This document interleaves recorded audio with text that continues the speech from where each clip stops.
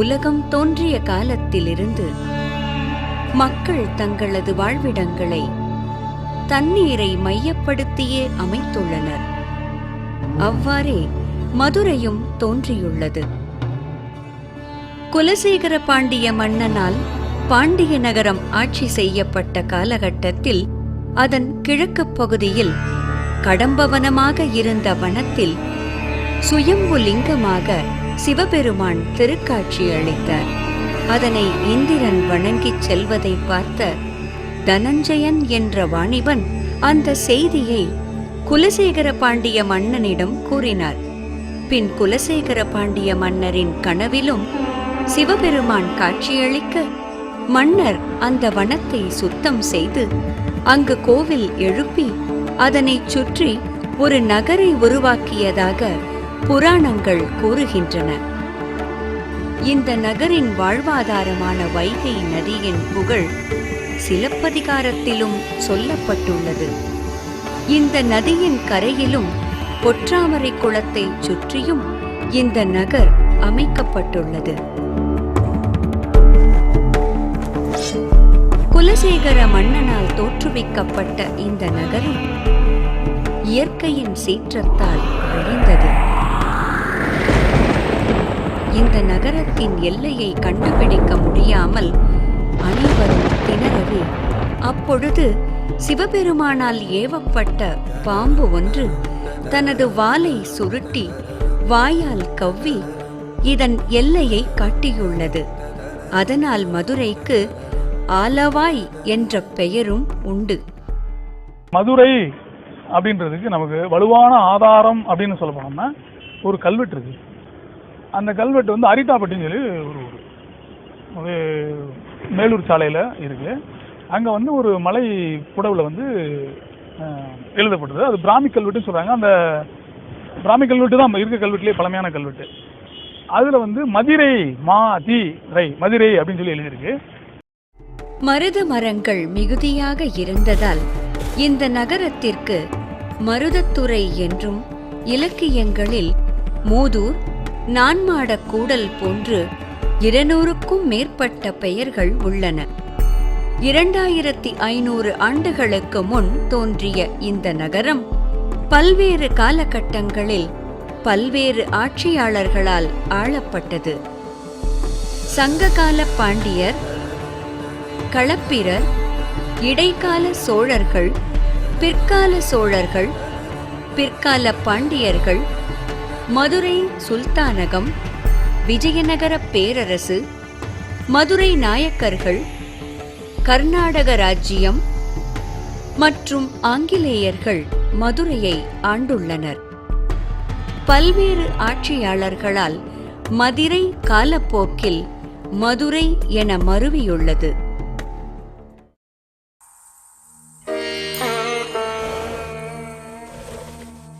மதுரை என்று சொன்னாலே எல்லா மக்களுக்கும் நினைவுக்கு வருவது பழம்பெரும் புராதான மீனாட்சி அம்மன் கோவில். பாண்டிய மன்னனால் தோற்றுவிக்கப்பட்ட இந்த திருக்கோவில் பல மன்னர்களால் வடிவமைக்கப்பட்டது. இத்திருக்கோவிலானது இன்று 17 ஏக்கர் பரப்பளவிலும் வானோங்கி உயர்ந்து நிற்கும் கோபுரங்களுடனும் திருக்காட்சி அளிக்கின்றது. இத்திருக்கோவில் வரலாற்று சுவடுகள் பலவற்றை தன்னுள் கொண்டுள்ளது. திருமலை நாயக்க மன்னர் இந்த கோவிலின் கிழக்கு பகுதிக்கு எதிரில் ஒரு கோபுரத்தை கட்டத் தொடங்கியுள்ளார். கள்வர்கள் தொல்லையினாலும் அவரின் ஆட்சி கவலைக்கிடமாக இருந்ததினாலும் அது பாதியில் நிறுத்தப்பட்டு இன்று அது மொட்டை கோபுரமாக காட்சியளிக்கிறது. அது கட்டப்பட்டிருக்குமாயின் தமிழகத்தில் உள்ள கோவில் கோபுரங்களிலே மிகவும் பெரியதாக விளங்கியிருக்கும். இந்த மீனாட்சி அம்மன் திருக்கோவிலின் நடுவில் 1 ஏக்கர் பரப்பளவில் பொற்றாமரை குளம் அமைந்துள்ளது. திருவள்ளுவரின் திருக்குறள் இங்கே அரங்கேற்றப்பட்ட பெருமையும் இத்திருக்குளத்திற்கு உண்டு. பாண்டிய மன்னன் மதுரையில் அமைத்த சங்கமே முதல் தமிழ்ச் சங்கமாகும். இதனால் மதுரையை சங்கம் வைத்து தமிழ் வளர்த்த மாமதுரை என்று கூறுவர். 3 தமிழ்ச்சங்கம் இருந்ததுக்கு. முதலாம் தமிழ்ச்சங்கம் வந்து கடலால் கொல்லப்பட்டது. அந்த 2ஆம் தமிழ்ச்சங்கம் வந்து அது இருந்த இடம் வந்து கபாடபுரம். அந்த 2ஆம் தமிழ்ச்சங்கம் இருந்த இடமும் கடலால் அளிக்கப்பட்டது. அடுத்தாப்புல 3ஆம் தமிழ்ச்சங்கம் இருந்த இடம் தான் இப்ப கடைச்சங்கம், இப்போ உள்ள மதுரைன்னு சொல்றாங்க. பாண்டித்துரை தேவரால் 1901ஆம் ஆண்டு அமைத்த 4ஆம் தமிழ்ச்சங்கமே மதுரையின் வடக்கு பகுதியான சிம்மக்கல்லில் அமைந்துள்ளது.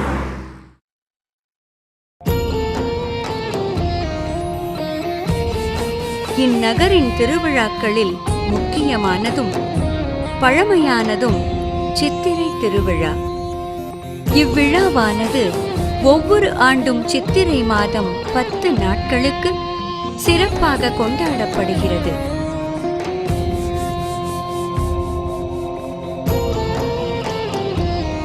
பார்வதியின் வடிவமான மதுரை மீனாட்சியின் சகோதரனான பெருமாள் என்ற அழகர் தங்கையின் திருமணத்திற்கு சீர் சுமந்து வந்ததாகவும், அவர் வருவதற்குள் திருமணம் முடிந்துவிடவே தான் எடுத்து வந்த சீர்வரிசைகளை எல்லாம் ஆற்றில் விட்டுவிட்டு அப்படியே திரும்பிவிட்டதாக ஐதீகம். இதுவே அனைத்து மதுரை மக்களின் பெருவிழாவாக கொண்டாடப்பட்டு வருகிறது. மதுரை மாநகர் தமிழுக்கு மட்டுமல்ல, சிற்பம் மற்றும் கட்டிடக்கலைகளுக்கும் சிறப்பு வாய்ந்தது. அதனை பறைசாற்றும் வகையில் அமைந்துள்ளதே திருமலை நாயக்கர் மஹால். இந்த அரண்மனை மன்னர் திருமலை நாயக்கர் அவர்களால் 1659ஆம் ஆண்டில் கட்டப்பட்டது.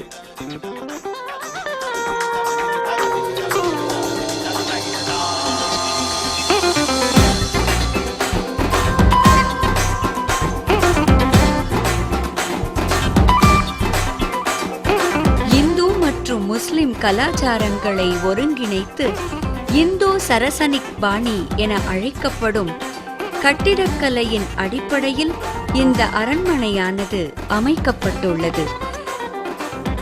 மன்னர் திருமலை நாயக்கர் இந்த அரண்மனையை கட்டத் தேவையான மணலை வண்டியூர் அருகே தோண்டி எடுத்தாராம். இந்த இடமானது பள்ளமாக, அதனை சீரமைக்க எண்ணிய மன்னர் அந்த பகுதியை சதுர வடிவில் வெட்டி கிபி 1635ஆம் ஆண்டில் தெப்பக்குளமாக மாற்றினார். இந்த தெப்பக்குளத்தின் நடுவே வசந்த மண்டபம் ஒன்றினையும் கட்டினார். இப்பொழுது அதன் அருகில் உள்ள மாரியம்மன் கோவிலையும் சேர்த்து வண்டியூர் மாரியம்மன் தெப்பக்குளம் என்று மக்கள் அழைக்கின்றனர். மன்னர் திருமலை நாயக்கர் காலத்தில் மீனாட்சி அம்மன் கோவிலின் கிழக்கு கோபுரத்திற்கு எதிரே 124 சிற்பத் தூண்களுடன் கட்டப்பட்டுள்ளது புது மண்டபம்.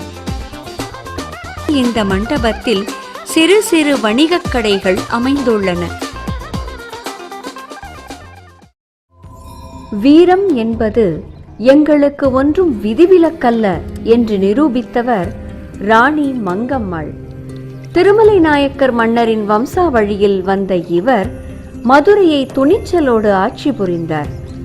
இவரின் பெயரில் மதுரை ரயில் நிலையத்துக்கு எதிரில் அமைந்துள்ளது ராணி மங்கம்மாள் சத்திரம். இப்பொழுது இங்கே மதுரை மாநகராட்சியின் தகவல் மையமும் மற்றும் சிறு சிறு கடைகளும் உள்ளன.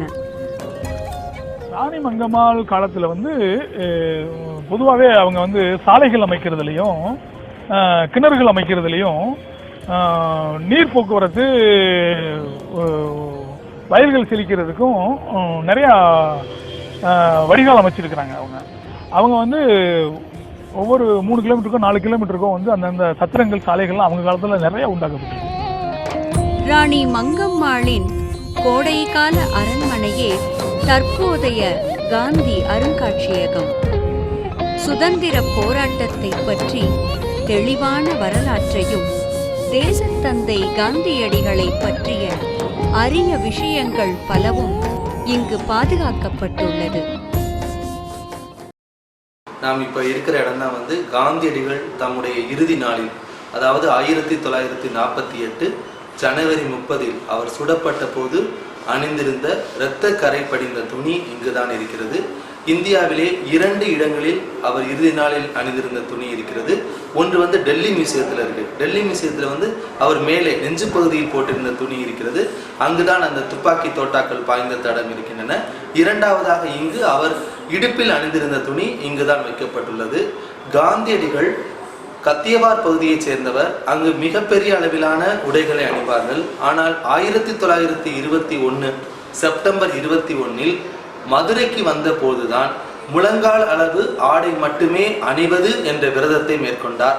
அந்த காலத்திலே இது ஆடை புரட்சி என கருதப்பட்டது. காந்தியடிகள் வயல்வெளிகளை பார்க்கிறார். அங்கு குடியானவர்கள் முழங்கால் அளவு மட்டும் ஆடை அணிந்து வயல்களில் வேலை செய்கிறார்கள். அப்போது அவர்களுடன் தன்னை அடையாளப்படுத்திக் கொள்வதற்காக அந்த முழங்கால் அளவு ஆடை மாற்றம் என்ற விரதத்தை மதுரையிலே மேற்கொண்டார். அதனால் தான் காந்தி மியூசியம் மதுரைக்கு வருவதற்கு இது ஒரு காரணம். இரண்டாவதாக அவர் இடுப்பில் அணிந்திருந்த துணியை காந்தி மியூசியத்திற்கு கொடுத்திருப்பதற்கு இதுவும் ஒரு காரணம். ரகுபதி ராகவ ராஜா பதித பாவன சீதாராம். பெண்மை போற்றும் மதுரை கோவில்களுக்கு எடுத்துக்காட்டாக சிலப்பதிகாரத்தில் கூறப்படும் கற்புக்கரசி கண்ணகியின் நினைவாக மதுரையில் கண்ணகி தங்கிய இடத்தில் இருப்பதே செல்லத்தம்மன் கோவில். மதுரை வந்தாரை வாழ வைக்கும் ஊர் என்பர். அது உண்மை என்ற வகையில் அமைந்ததே சமணர் படுகை. பாண்டியர் காலத்தில் சமணர்கள் தங்கள் மதக் கொள்கையை பரப்ப மதுரை வந்துள்ளனர். அவர்களை வரவேற்ற பாண்டிய மன்னன் அவர்களுக்கு தங்குவதற்கு இருப்பிடம் தந்து ஆதரித்துள்ளார். சமணர்கள் இந்த மண்ணில் இருந்ததற்கு சான்றாக மதுரை ஒத்தக்கடை பகுதியில் அமைந்துள்ளதே சமணர் படுகை.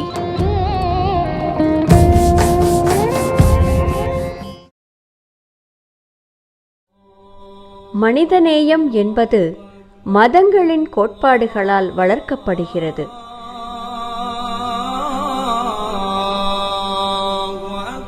கோரி முகமது என்ற மன்னரால் கட்டப்பட்டதுதான் கோரிப்பாளையம் தர்கா.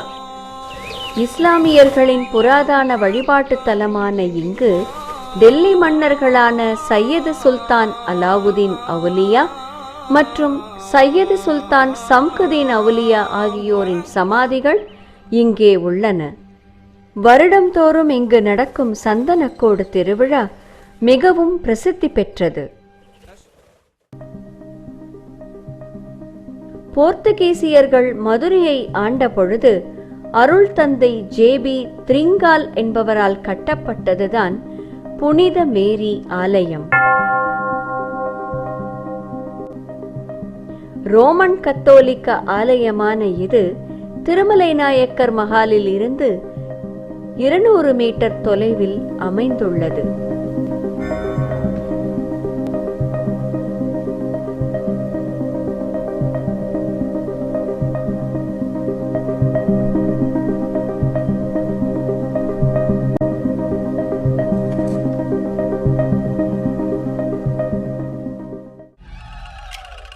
மதுரை மண்ணின் வீரம் பறைசாற்றப்படும் களமே ஜல்லிக்கட்டு.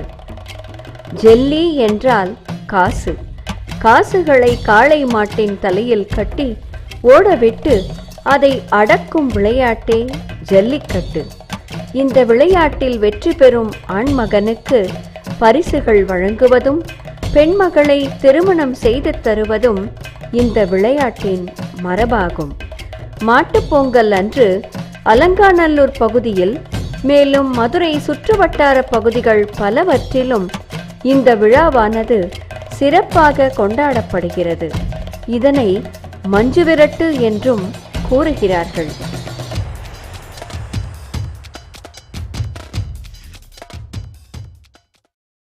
உழவுக்கும் தொழிலுக்கும் வந்தனை செய்வோம் என்பதற்கிணங்க பண்டைய மதுரை மக்கள் நெல் சாகுபடி செய்தல், மணம் வீசும் மல்லிகைப்பூ, வெற்றிலை தோட்டம் அமைத்தல், வைகை ஆற்றுப்படுகையில் மீன்பிடிப்பு, நெசவு, தேங்காயிலிருந்து எண்ணெய் எடுப்பது போன்ற பல தொழிலில் ஈடுபட்டு வந்தனர். மதுரையில் மற்றும் ஒரு பெருமைப்படக்கூடிய விஷயம் என்னவென்றால் தங்கம் திரையரங்கம். ஒரு காலத்தில் ஆசியாவிலேயே பெரிய திரையரங்கம் என்று புகழப்பட்டது தங்கம் திரையரங்கம்.